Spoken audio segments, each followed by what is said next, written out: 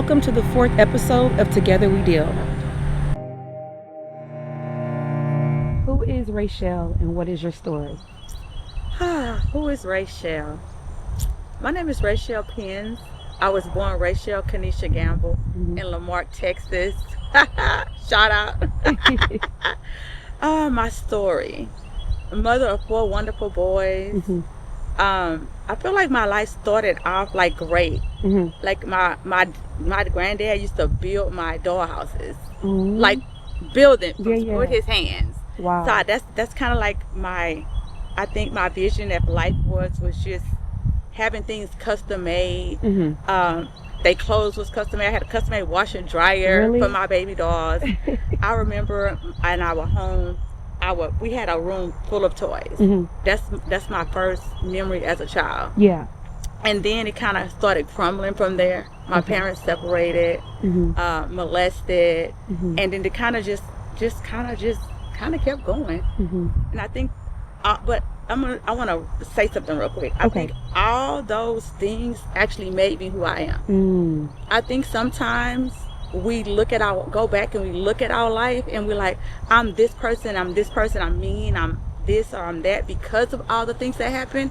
But if we sit back and really, really look at those things, we can make all of them to be positive. There we go. Yep. Every single thing in my life, regardless if it was negative or positive, now that I'm 50, it took me a long time to get here. Yeah. So let me make sure that's clear. I used to be very angry. I was molested. So I was a fighter. Literally, like anything was a trigger for me to put these hands on you. Gotcha. And I felt justified because I was defending myself. Right. But as I got older, it taught me to defend myself. It taught me to always stay on guard, and that's a good thing. Yeah, it is. Because we do have to be on guard. We do have to be protected. Absolutely. We have to protect ourselves because guess what? Nobody protected me. Period. And that's why I became my own protector, right? And so as I had my handsome sons, anybody ever really seen my kids? Because why? Because I was molested. What you've been through. Exactly. So with me being molested, what did I do? I became the sole protector. Mama bear. I didn't want them to go anywhere. I didn't want anybody watching them. Who that? Right. Who? You know? And so you just start building these, I guess, walls, layers of walls. But it's really to make you better. Exactly. It's to make you stronger. It's to be better and to do better. But not every wall you build is the best wall. Got you. So as you get older, you have to start realizing which walls should you tear down. Which walls are no longer necessary. Right. You know? Sometimes the bad thing about that is sometimes you already burnt people with those walls. But true. as a person, you have to realize, you know what? But I forgive me. Because you're mad at a child.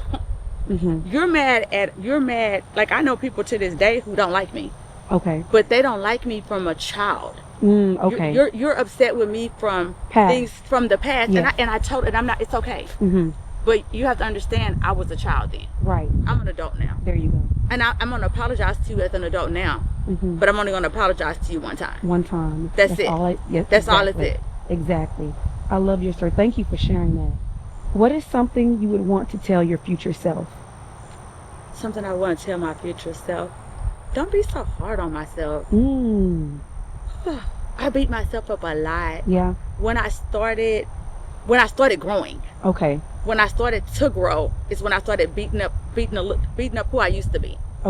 Versus realizing that she was who I was because of, let me see how can I word it better. I became who I'm changing from for survival. Survival mode. When people mistreat you or you feel lack of, unworthy, or whatever the reasons are, you become something. Right. You do. It no matter what it is, you either become quiet, you become angry, you become passive aggressive, you become something. Right. And most people, as you grow older, you do change. And sometimes we still beat ourselves up for being what we didn't know better to not be. Right. I need to tell you, you okay. Yes. Everything you went through, you're gonna be okay. Exactly. You just keep going, girl. You great. You're an amazing, and you just keep going. I love that. Love that. Do you feel like you have used the tools God has given you towards your life? Oh, that's a good one. I do. Mm-hmm. I feel like I stopped at a while. Okay. I stopped a while back, and then now I'm back in force doing them. Mm-hmm. I do. Do you want me to go in deeper, or If you want to, whatever you're most comfortable with. I feel like as a child, Mm-hmm. I talked a lot as a child. Okay. You talk too much. You talk too much. You talk too much, right? Mm-hmm. But you know what? For anybody who watching, if you're a talker, that's a gift. Yeah, I was about to say that. That's a good thing. That's a gift, and so that gift, don't let nobody silence that gift. Exactly. You know. And so I have a podcast that I do, and I don't mind talking to strangers. Yeah. I don't mind. And so me talking a lot, I've helped a lot of people Absolutely. in this journey. And so I feel like that's a gift that God gave me. Mm-hmm. So since I've been molested, I can talk about it. Yeah. And I can help free other people. Yes. I've been divorced before. Mm-hmm. And so I can tell people that it's okay to be divorced and to still be strong, Mm-hmm. and to find somebody else. Mm-hmm. But it's also okay to get remarried, because I love my husband. Right. You know, we've been Mm-hmm. together, I think, almost 18 years now. Wow. So I'm not only divorced, I'm remarried, and I'm happily remarried. And that's your blessing. But I can talk to people about it. Mm-hmm. Like, I feel like every journey that I've been through, because I talk so much, and Mm-hmm. I'm freely able to talk, Mm-hmm. it's a blessing for me. It is. Exactly. I agree with you 100%. Especially with your podcast. Like you said, you don't know who you may be helping, or who, Right. you know, may be listening and relate to that. Oh, I'm going through that too, or I have similarities with that. So Exactly. that's a blessing that you do that. Do you feel like you are your happiest? Why or why not? Do I feel like I'm at my happiest? Ooh, if you would have asked me this question a month ago, I would have been like, no, Mhm. I'm at my saddest point of life. Mm-hmm. I think that I am getting back to my happy place. Okay. I think that the happy is not a place. Okay. So let me retake that out. It's not a place. When you are aligned with God, Mm-hmm. you're going to always have ups and downs. Right. And so you have to just be happy at that moment. Mm. Happy in every moment. Mhm. Find the happy in each day, I guess I should Exactly. say. And I want to clarify on why I would have not said that 2 months ago. Okay. My dad was put on hospice. Mm-hmm. And that was literally like a punch for me. Yeah. But then like a couple of days later, Mm-hmm. my son, who has sickle cell disease, who needs a bone marrow implant, who needs something to give him a better quality of life. Mm-hmm. He's temporary. Thank you, Jesus. I take temporary. Yeah, exactly. He's blind, partially blind in his left eye, Okay. from a stroke. Okay. He always have pain crisis. And a girlfriend of mine, child, had a heart attack, Okay. because sickle cell patients had heart attack and she died. Mm. So what I'm trying to say is, sickle cell patients, they clot a lot. Okay. And those clots cause strokes. Those clots can cause heart attacks. Wow. And they can literally die in any time. Okay. You know? Mm-hmm. So I would love for my son to have something to where he never has to worry about that. Exactly. And so like a bone marrow implant, gene therapy, some of those, any of those things could save his life, Okay. to give him a better quality of life.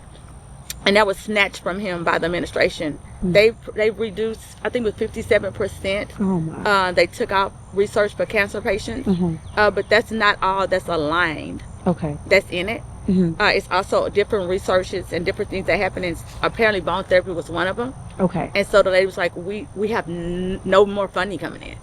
Oh. So everybody who's on the waiting list is Yeah. literally, we can't even give you hope, because we have no money coming in. We have to take care of all the Yeah. ones we have now. Okay. Because it's not like an overnight procedure. Okay. Okay. It's a almost, I think it's like 2 years, like that you Wow. go through when you Mhm. get a bone marrow. So they have to take care of them. And so it was devil. So at that point, I was just like getting hit with sadness. Yeah. But then the goodness of God, he had to remind me Mm-hmm. that he's the same God that when I was being molested as a child. You know why I don't really remember being molested as a child? Mm-hmm. Because this is going to sound so crazy, but this little girl used to come play with me when I was Mhm. getting molested. She used to literally come and get me, and I used to go play somewhere Mm-hmm. while I was getting molested. And I know that sounds so crazy, Mhm. but that's why I don't remember it. I remember him sneaking in the room. Wow. I remember him getting on top of me, and then this little girl would come get me. Well, And we would thank just God go for her. play. Yeah. Thank God for her. And it was my cousin who died a year ago. Wow. Her spirit would just literally come and snatch me, and we would just be playing. Oh. and playing and Yeah. doing all type of stuff. Mhm. And he's like the same person, the same God who saves you There we go. then. Hmm. Because he can't stop men's work. Right. Exactly. He give Yeah. us the choice. Yes. Him doing that was that man's choice. Hmm. That was his choice to do those things to me. Right. But guess what? God's choice was send somebody for my baby. Mm. You see what I'm saying? Mhm, So exactly. the same God who did that for me then Mhm. is the same God that's gonna get me through everything that I have gone through now. Got you. And that's where the happiness lies. And I love that you have that mindset, having that faith and keeping that faith. So that's amazing. If you had 45 seconds to talk to someone who is no longer with us, who would it be and what would you say? Oh man.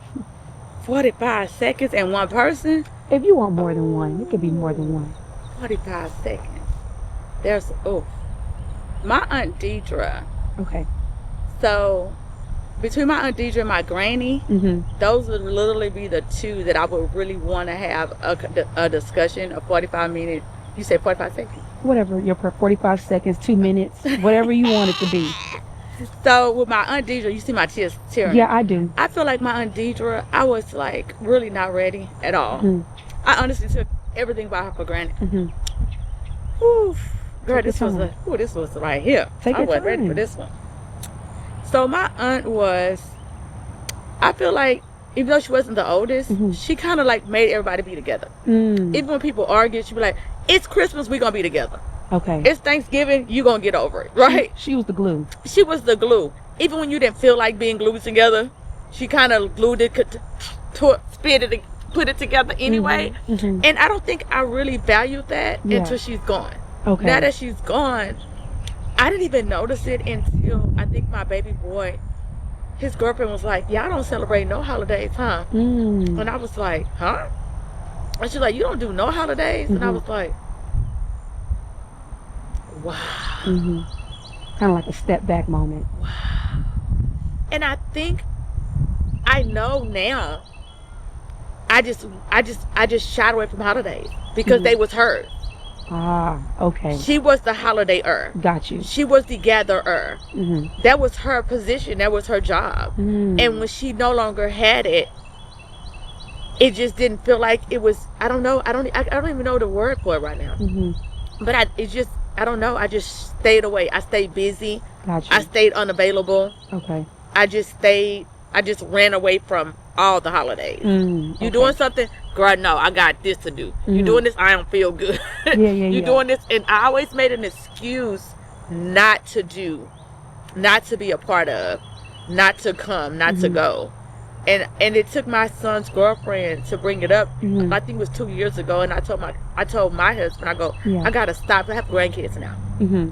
I'm gonna have to pull this roll out because I don't want my grandkids to always have to run somewhere else for Mhm. holidays Okay. because they can't come here. Right. Because I'm still broken. I gotta fix it. That's deep. Yeah. Then my granny, I just go for some knowledge and stuff because I miss her. Yeah. Yeah. Do you feel like your younger self will be proud of who you are today and why? I do.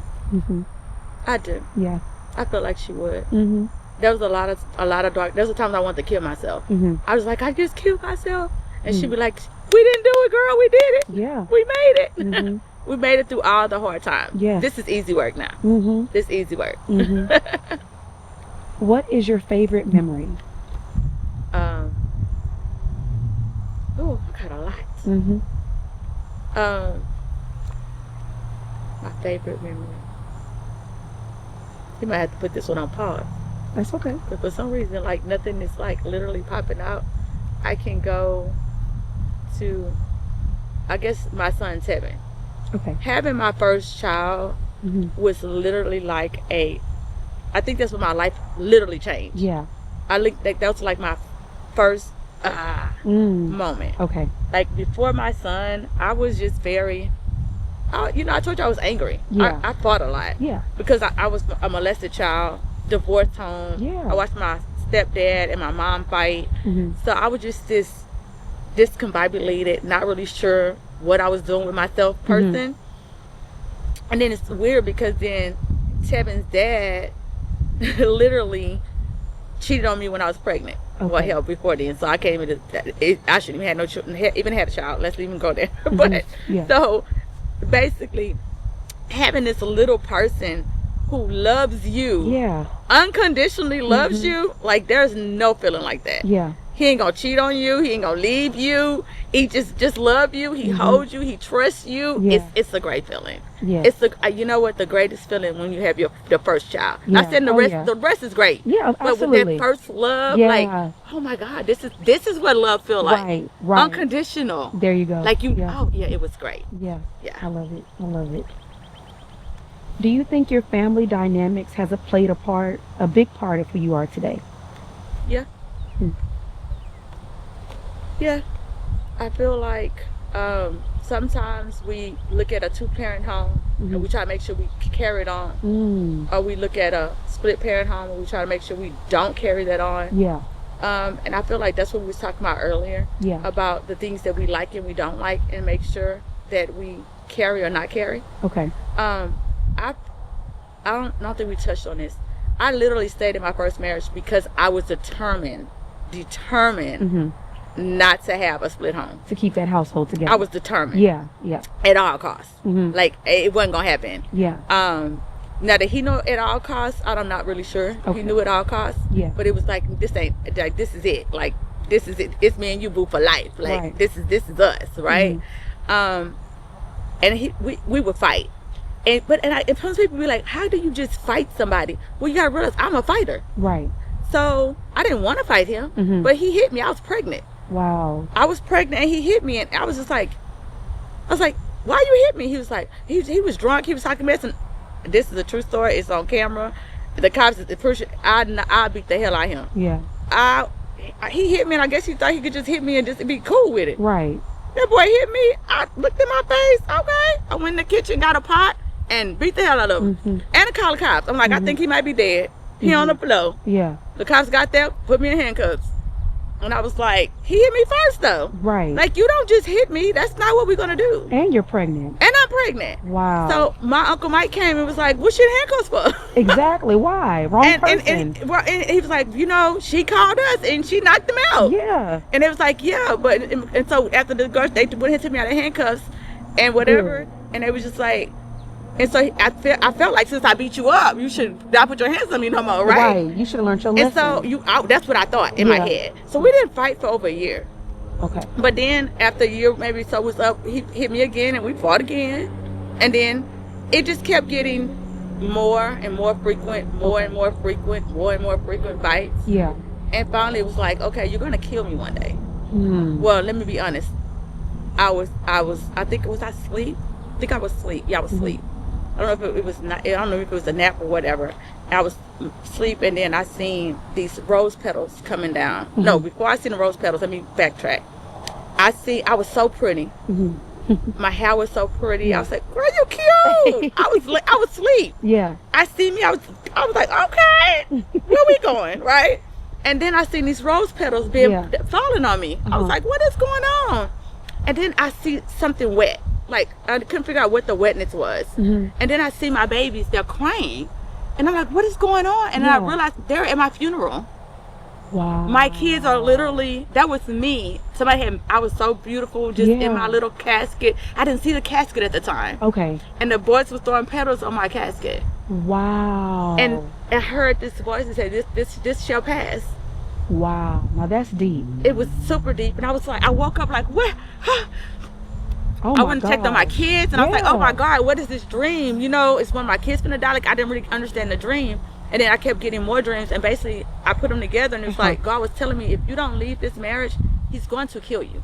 Wow. Like, you gotta leave. Yeah. And when I look back, he wasn't gonna purposely kill me. Yeah. He would do things like, you know, oh, you're doing such and such, like put his elbow in places, you know, do different things where you could accidentally kill me. You know what I'm saying? Yeah. And so I know where I understand the assignment now. Okay. But I was hurtful and mad then. Yeah. So I was like, why you just won't fix it? Got You're it. God. Okay. Yeah. Why don't you that's the only issue we have, but you can't just make him stop. Like, you God all by yourself. Right. But then I think it was 3 years in my marriage to my husband now. God went in the closet with me. We was talking, and he was like, I can't make anybody not do nothing. I couldn't make him stop drinking. I couldn't make him stop hitting you. Right. He had to want it. Ooh. He didn't want it. Yeah. So, but I wanted you to live though. Right. You know, wow. I can't make him stop, but I can save you if you listen. Right. Remove you from that whole equation. Remove you. Yeah. But I can't make him. Right. That makes sense. And it does. Yes. It's hurtful. Yes. Yeah. Because we want things to go the way we want them to go. Right. But we can only control us. There you go. Yep. You know. So. That's amazing.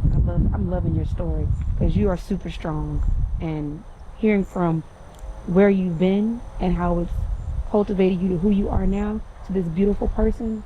Your story is amazing. I know you're touching some people with this story. I appreciate it. Where do you see yourself 5 years from now? Girl, how this breeze is on, Right? nice and chilling, nice breeze, big back. I already have a big backyard, but I want some more acres.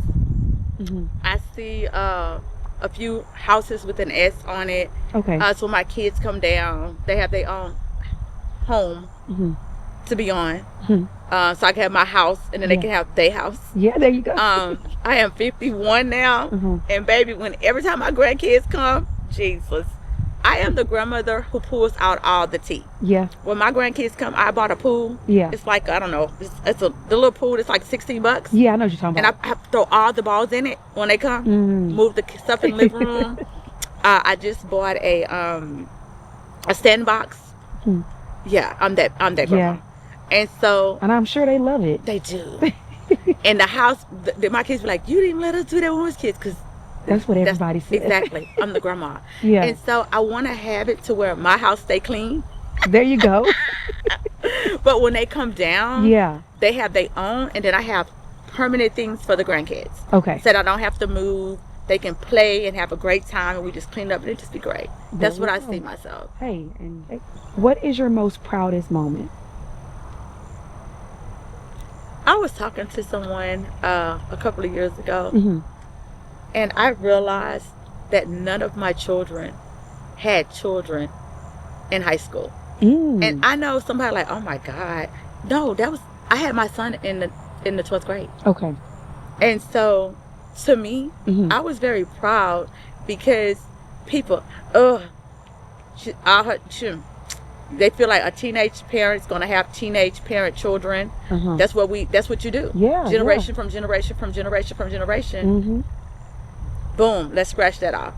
You know? Yeah. And so I am literally so proud of all my sons. Love it. Like, they're like, I don't want to just do all that. They're great. Yeah. Yeah. They're literally, they all have great jobs. They're all pretty decent people. Yeah. Like, I don't want to they're really great people. Yeah. Like, I raised some great men. Kudos to you. Yeah, and it starts from you. I'm super proud of that. Because people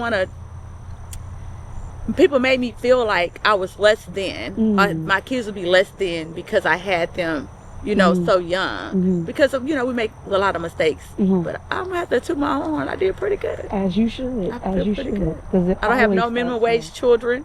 Yeah. And I'm not talking about minimum wage like it's a bad thing. Yeah. But they all have careers. They all doing Yeah. something great. Right. And my baby went to college. I didn't get to go to college. I went to college. Well, let me start over. I'm 51, so I have been to college now. Okay. But I didn't get to go to college In the past. Yeah. I got you. I follow you. So I'm super excited. That's amazing. Yeah. You should be excited and proud because they're successful. What else could you want as a mother than see your kids Exactly. successful and thriving in what they're doing? Exactly. I love it. Do you feel like you have enough support? No, I don't feel like I have enough support. What does that mean? No. Like, I never feel like I have enough support. Yeah. But I don't know if that's just, no, I don't. Okay. I don't. How do you feel With my like you whole can have chest. more support? I don't know that either. Okay. I don't even know if I am even capable of somebody giving me support. Okay. I'm literally a supporter, That's true. if that makes sense. It does make sense. So how do you support somebody who always support? And that's when they say you have to check on your strong friends, your strong family members, because everybody goes through things. Right. So, but a lot of people fail to realize that. For real. I'm checking on you, but have you checked on me? Ooh, You know? It's so true though. Mm-hmm. It's so true. What is something you can do or work on to be better? I hate to say it out loud, but I've owned this. I think, I don't know if it hasn't been a year. I think it's been a couple of months. Okay. I'm mean. And I know people who, it's hard for other people I am mean. What do you call mean? Is it like you're direct, or what is your definition of mean? Because somebody else could be thinking, well, I don't think that's mean. So what do you call mean? So I think I'm so direct. Okay. I just give it to you. I don't think that's bad. Well, a lot of people do though. True. They That's really true. take it like, Yeah. so I don't want to really say any names, but somebody not talking to me right now Okay. because of what I said. And Okay. I don't think, to me, and the reason why I haven't apologized Okay. is because I meant it. And it was your truth. And it was my truth. Yeah. So. And so I mean- I think that's what my biggest thing is I feel like I stand on business a lot. Absolutely. All the time. I like to, I'm open, I'm honest. I like it or I don't. There you go. That's not really a lot of gray ground with me. Okay. Either I like it or I don't. Right. That's it. Mm-hmm. Now, can I tolerate things that I don't like? I'm a child of God. So I have to learn to tolerate the gray. Okay. I tolerate the gray. Right. You might know I don't like it though. Okay. You can probably tell by my facial expression Yeah. that I don't like it. But I will tolerate the gray. Okay. But you're gonna know you're gonna know that I don't like it. Mm-hmm. But if you around me and I love you, Yeah. I gotta tell you. Yeah. And I think that's great. We need people to be real. That's just me. Yeah. If you do something, Chelsea, I love you, Chelsea. Mm-hmm. Like I love you. And I love you back. I love so much stuff about you. I'm gonna tell you. Mm-hmm. Now, I think if it were the rest of our relationship, would I tell you? I would probably have to go to God. God, what you think? That's where I'm at now. Okay. Okay. That's where I'm at now. I follow you. That's where I'm at now. Yeah.